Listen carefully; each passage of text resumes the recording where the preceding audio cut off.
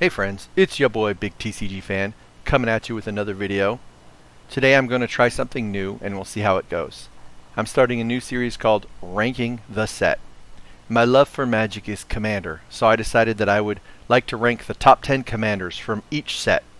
We're going to start from the first set and work our ways forward.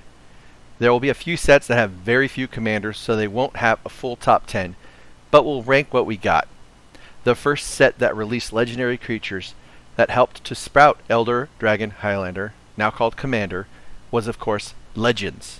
It was released in June of 1994 and included 310 cards with 55 different legendary creatures. Many of these creatures were highly overcosted for the abilities and powers that they had, so the list here will be legendary creatures who might seem weak to commanders nowadays, but they will still be a lot of fun to play. And if you have some of the most expensive legendary creatures in the game to slap down on the table, people will notice. If a commander who does not make the top 10 but really catches my eye, I will mention them as my bonus top 10 card. In this case, that is Roka of Carekeep. For the expensive cost of 2 black mana, 2 red mana, and 2 colorless mana, you get a 5/5 creature who gives all of your kobolds of Carekeep +2/+2. The catch is that you have to pay 3 red during your upkeep or you lose control of him. I'm itching to someday make a kobold deck, and once they do enough kobolds, I will be on it. Starting at the bottom of our list is number 10, Xlrod Gunderson. He's a 2 black mana, 2 red mana, and 4 colorless 5/5 creature who has trample. When a creature hits dies, it gives you 1 life and an opponent takes 1 damage.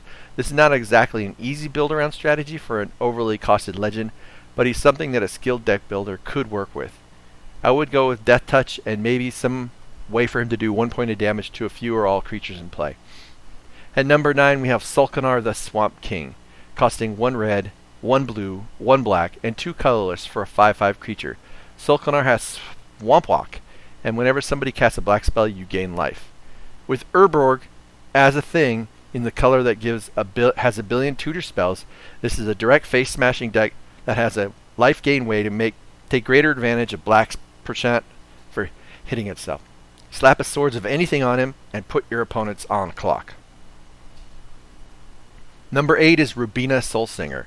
For 1 blue, 1 white, 1 green, and 1 colorless, you get a 2/3 creature who can steal creatures for long-term use.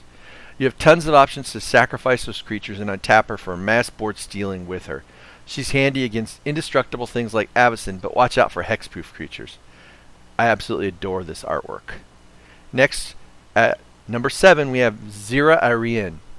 She's a super low cost 1 green, 1 red, 1 black, and she has 1/2 power and toughness with flying that you pay the same amount to draw a card. Card draw is king in this game, and she is just a slightly expensive card draw that you could use politically or selfishly. She's very handy and a great way to mask whatever your commander battle plans are. In a number 6 spot we have Nebuchadnezzar.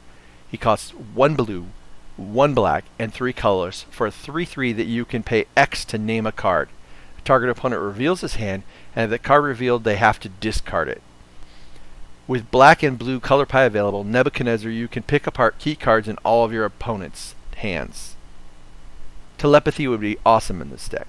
Coming at number 5 is the most expensive commander in the whole game, averaging over $400 and about $100 more than the next closest commander is Angus Mckenzie. I love my Scottish accent. Not really, but hey.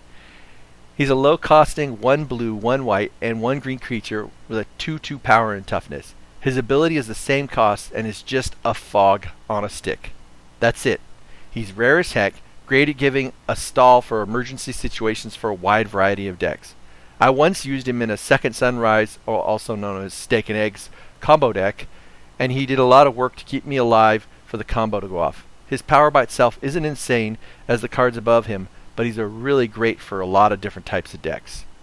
Now we're getting into the cards with a set of very unique and cool abilities that can make a difference in the game. In our number 4 spot we have Rasputin Dreamweaver. He costs 1 blue, 1 white, and 4 colorless. 6 mana.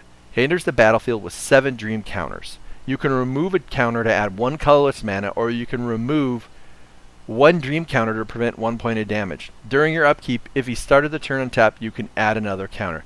He cannot have more than 7 counters on him. There's some interesting potential with this card to combo for infinite mana that I would really want to explore, but at a minimum you pay 6 mana for a 7 colorless mana instantly if you want. With some proliferation and counter bonuses out there, he could really be a lot of fun to play. The day I can buy this guy, I will definitely make a deck for him. And number 3 we have Hazizon Tamar. He costs 1 green, 1 red, 1 white, and 4 colorless.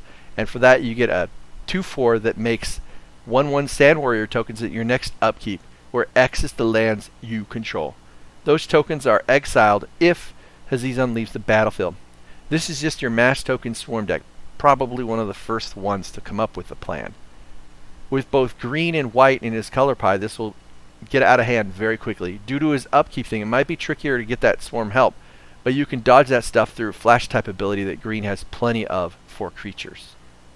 And number 2 we have someone few think of, but I made this guy before and it was super fun. It's Ramsey's Overdark. He's a 2 black, 2 blue, and 2 colorless 4/3 creature. His ability is that you can tap him to destroy target creature that has been enchanted. This is a wonderful commander to assassinate anything that dares oppress what you're doing. Cards like Despondency, Fallen Ideal, Launch, Sleeper's Guile, and Slow Motion are enchantments that will bounce back to your hand once Ramsey murders the target. Even better still, there's Fool's Demise. Kill the creature with Ramsey's, then bring the creature over to your side, plus bring back the enchantment to repeat. It can get ugly as heck real fast. Of course, I suspect everyone knows who the number 1 guy is. It's Nicol Bolas. Very pricey at 2 blue, 2 black, 2 red, and 2 colorless for an upkeep of 1 blue, 1 black, and 1 red. That is a 7/7 flying creature. What makes him strong, on top of the fact your opponent has 3 turns to stop him, is the fact that when he lands, they discard their whole hand.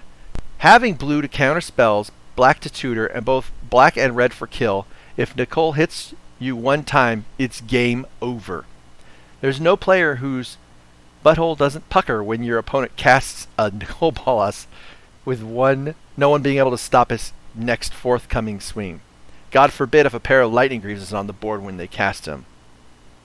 This concludes my list. Legends was such a cool set, and everything is overly costly and has some amazing cards that sadly cost too much for the average Joe. Very pricey cards. I would highly recommend you proxy them up and give it a go. This concludes my video. Please like, subscribe, comment down below. Peace out.